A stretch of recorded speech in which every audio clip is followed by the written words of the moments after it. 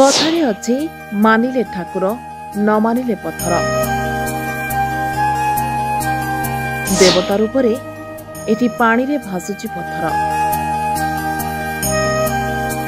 हाँ दर्शक बंधु, से दिन रामायण कथा आज होइछि सत। टिके भल करी देखंतु ए अलौकिक दृश्य को। हाँ प्रिय दर्शक बंधु, जहाको आपण आखिरे न देखिले केबे विश्वास करिवे नहीं। कथारे परा अछि मानिले ठाकुर न मानिले पत्थर, आउ जहाजी सत होइछि।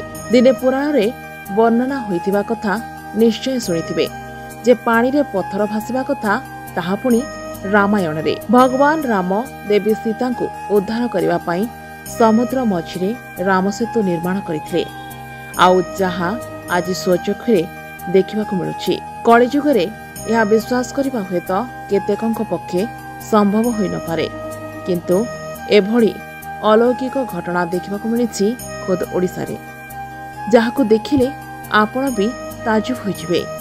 थरे देखंतु ए ब्राह्मण जनकू किपरि पानी रे भासुतबा पत्थर को देवता भाबी पूजा करुछंती। खाली सेतिकी नुहे, से दिन पुराण रे व्यवहार होइथिबा पत्थरर ये आउ एक भग्नाविशेष बोली लोके कहउछंती। अन्यपटे अयोध्यार राम मंदिर प्रतिष्ठा पई ये आउ एक शुभ संकेत बोली चर्चा हेउछि। तेबे एभली क्षेत्र रे लोके 2024 को सैनिक कबल थिबा कहउतबा बेले ये पत्थर आनिछि शुभ संकेत, जहाको प्रभु रामकर धरावतरण बोली कहउछंती लोके। धीरे धीरे सरीजिब कलिजुग, आसिब धर्मर जुग। Bureau report, view news.